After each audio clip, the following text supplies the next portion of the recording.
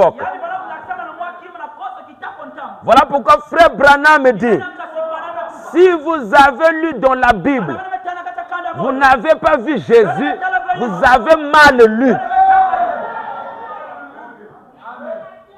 De Genèse jusqu'à l'Apocalypse, on ne parle que de Jésus.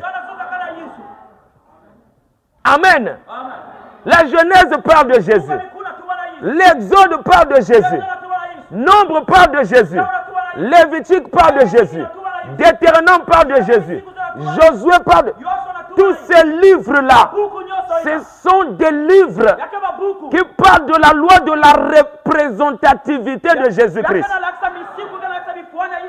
Est-ce que je peux entendre un amen?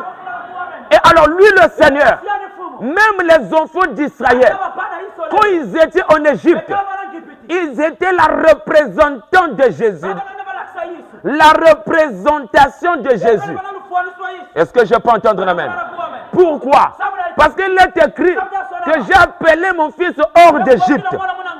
Lorsqu'il parle de ça, il parle de la dualité prophétique ou l'implication de l'écriture qui peut avoir deux volets. Est-ce que je peux entendre un amen? David dit, mon père, pourquoi m'as-tu abandonné? Ils ont pris ma tunique, ils se sont déchargés. Je peux entendre un amen? Ça, c'était David qui représentait une partie de ce que Jésus-Christ devait vivre. Même dans la brochure, le roi rejeté.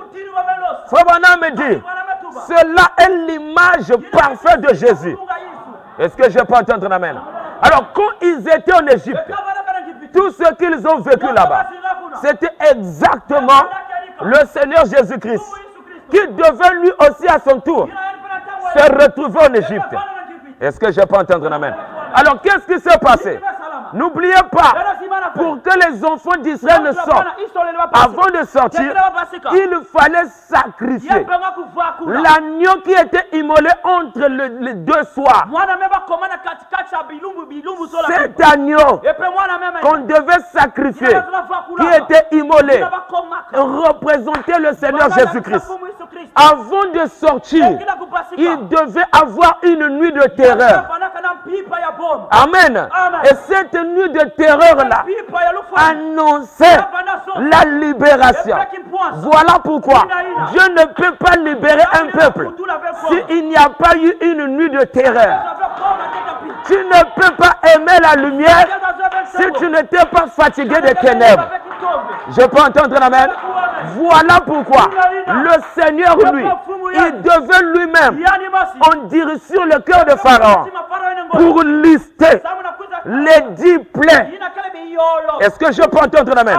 Et les 10 plaies-là représentaient la frappe des choses qui devaient venir.